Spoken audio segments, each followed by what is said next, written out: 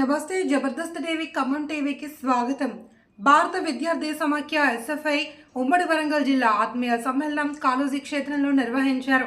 షాహీద్ భగత్ సింగ్ వర్ధంతిని పురస్కరించుకుని ఏర్పాటు చేసిన ఈ సమ్మేళనంలో ఎస్ఎఫ్ఐ పతాకాన్ని జిల్లా తొలి అధ్యక్షులు జి రాములు ఆవిష్కరించారు. ముఖ్య అతిథులుగా ఆచార్య కె నాగేశ్వరరావు, ప్రముఖ వాగ్గేయకారులు గోరిటి వెంగన్న, ప్రముఖ రచయిత సుద్దాల అశోక్ తేజ హాజరై సందేశాలను ఇచ్చారు. 1970 నుంచి నేటి వరకు నాయకులుగా ఉన్న సభ్యులు హాజరయ్యారు. ముఖ్య నాయకులుగా ఘనంగా సత్కరించారు. ఈ సందర్భంగా సాంస్కృతిక కళారూపాలు ఆకట్టుకున్నాయి.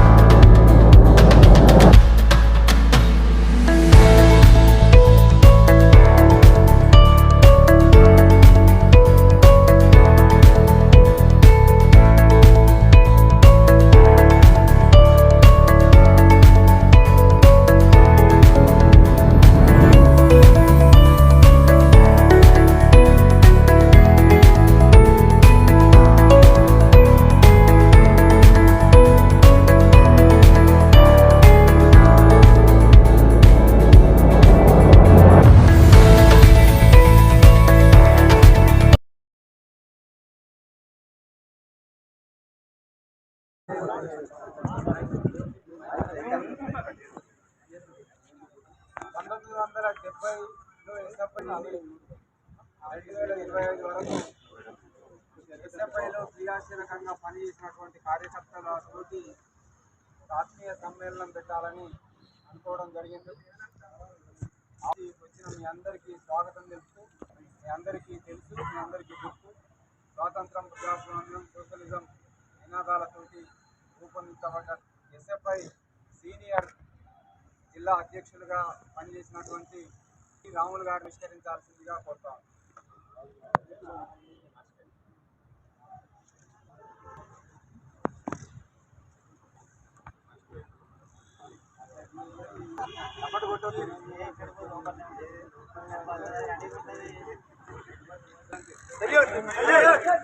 జోహార్ విద్యార్థి అమర వీరులకు, జోహార్ ఎస్ఎఫ్ఐ ఉద్యమంలో అసలు బాసిన అమర వీరులకు,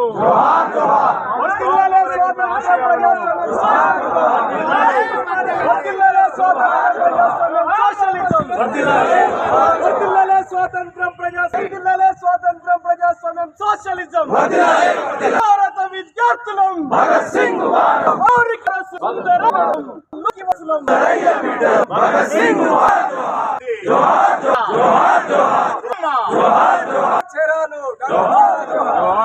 డాక్టర్ చేరాలు.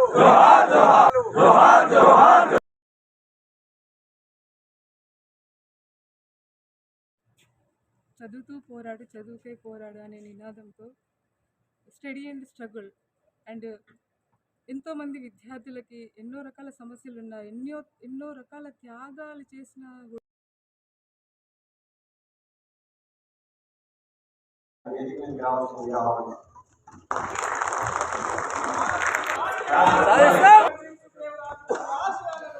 ఏంటి భారతదేశ ఫెడరల్ వ్యవస్థ ప్రత్యేకత ఏంటి? భారతదేశంలో ఉన్నటువంటి వైవిధ్యభరితమైన భారతీయ సమాజ లక్షణం ఏంటి? ఇవాళ అనేక భాషలు, మతాలు, సంస్కృతులు ఉన్నటువంటి భారతదేశంలో ఒకే భాష, ఒకే మతం, ఒకే జాతి అనే నినాదం ఏ రకంగా ముందుకు వస్తుంది? దీనిపైన మనం లాగ్ లెటర్ రాదు కానీ అప్పుడు ఏబిసిడీలు కూడా సరిగ్గా స్పెల్లింగ్ మిస్టేక్ లేకుండా ఒక వాక్యాన్ని రాయడానికి కష్టమేమో కానీ మార్క్సిజం పరిచయం చేసింది ఎస్ఎఫ్ఐ నేను 8వ తరగతి. అప్పటి నుంచి ఇప్పటి వరకు నాకు బహుశా నేను అప్పుడప్పుడు కవితలు రాసుకుంటాను. ఏదైనా ఒక పేరు ఉంటే మనో ఆకాశంలో మబ్బుల నుంచి జనించిన మేఘాలు మెరుపులై ఎట్లయితే ఆకాశం విశాలవంతమైందో అట్లా నా ఆలోచన కూడా ఎస్ఎఫ్ఐ పేరు ఉంటే ఎప్పుడు విశాలమవుతుందని. ఎందుకంటే బాగా కొంచెం అత్యున్నత సమాజాల నుంచి సమూహాల నుంచి సాంప్రదాయమైన శిష్ట సాహిత్యం లేకుంటే అనేక పరంపరాగతమైన వారసత్వంలో నుంచి వచ్చిన వాళ్ళకి వేరు కానీ ఒక సాధారణ దళిత కుటుంబంలో పుట్టిన నాకు ఆత్మనిర్భరత భావంతో ఉన్న రోజుల్లో చదువులో కూడా చదువు పోరాడనే నినాదం అది చదవటం అనేది ఎంత బాధ్యత అనేది ఎంత జీవిత అవసరం నేర్పి ఆ చదువు కూడా వివక్షను చదవాల్సిన అవసరం లేదనుకుంటున్న ఉపాధ్యాయులు ఉన్న కాలంలో మామూలుగా ఉపాధ్యాయుడు చాలా తక్కువ మాట వెంకటరెడ్డి గారు గాంధీ వదలాక మా స్కూల్కి వచ్చిండు తెలియకుండా